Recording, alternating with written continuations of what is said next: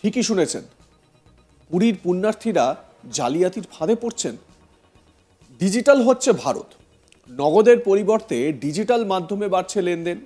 জিনিসপত্র কিনতে বাজারে টাকা নিয়ে যাওয়ার প্রয়োজনীয়তা ফুরিয়েছে। ডিজিটাল ওয়ালেট আপনার স্মার্টফোনে থাকলেই হলো।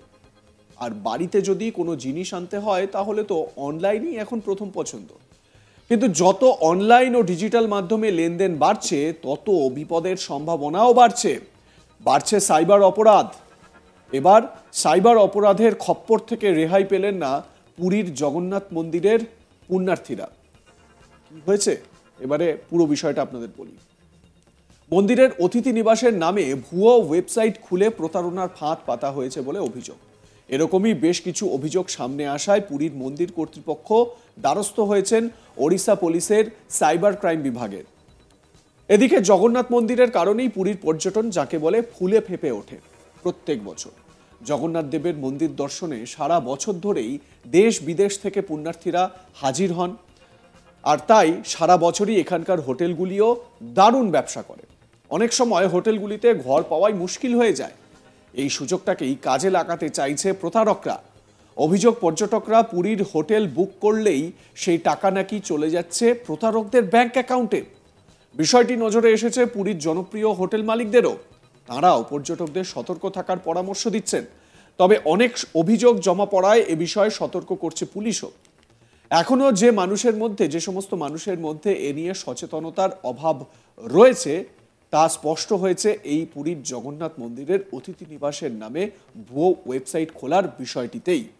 স্বাভাবিকভাবেই পুরীতে পুণ্যার্থীরা যাচ্ছেন তাদের প্রাণের নাথ জগন্নাথ দর্শন করতে, আর সেখানে গিয়ে তাদেরকে এই রকম বিপদের মুখে পড়তে হচ্ছে, সর্বশান্ত হতে হচ্ছে।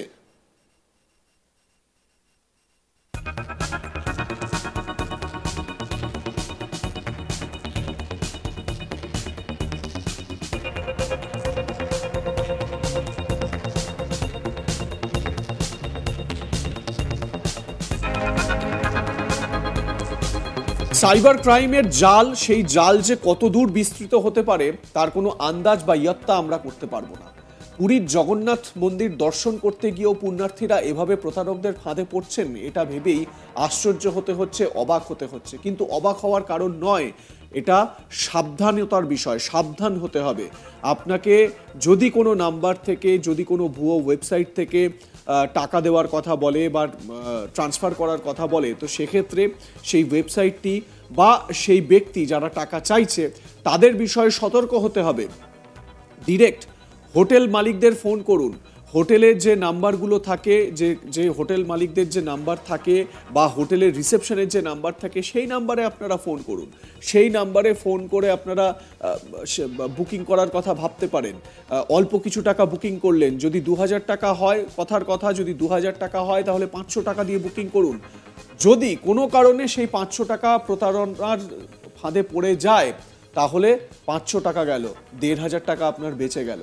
তো এই ধরনের ছোট ছোট বিভিন্ন বিষয় যেগুলো নিয়ে সতর্ক হওয়ার প্রয়োজনীয়তা রয়েছে, শুধুমাত্র পুরীর মন্দির নয়, দেশের বিভিন্ন জায়গায়, সেটা অমৃতসরের স্বর্ণ মন্দির হতে পারে বা সোমনাথ মন্দির হতে পারে বা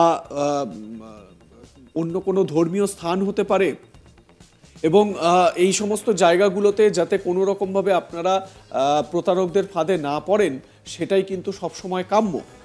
এবারে বলে রাখা ভালো যে যেহেতু পুরীর মন্দিরে প্রত্যেক বছর প্রচুর মানুষের সমাগম হয়, প্রত্যেক বছর এমন কোনো সময় যায় না, এমন কোনো সিজন যায় না যেই সিজনটা পুরীর মন্দিরে বা ওই আশেপাশে বিভিন্ন হোটেলগুলোতে, মন্দির চত্বরের আশেপাশে হোটেলগুলোতে বা সমুদ্রের আশেপাশে হোটেলগুলোতে সেখানে বুকিং থাকে না বা সেখানে পুণ্যার্থীরা যান না বা দর্শনার্থীরা সেখানে ওঠেন না হোটেলে। প্রত্যেকটা সময়, প্রত্যেকটা সিজনেই কিন্তু পুরীতে ব্যবসা সচল রয়েছে এবং সেই জায়গাকে কাজে লাগিয়েই প্রতারকরাও জেগে উঠেছে প্রতারণার ফাঁদ সাজিয়ে। সাবধানে থাকবেন।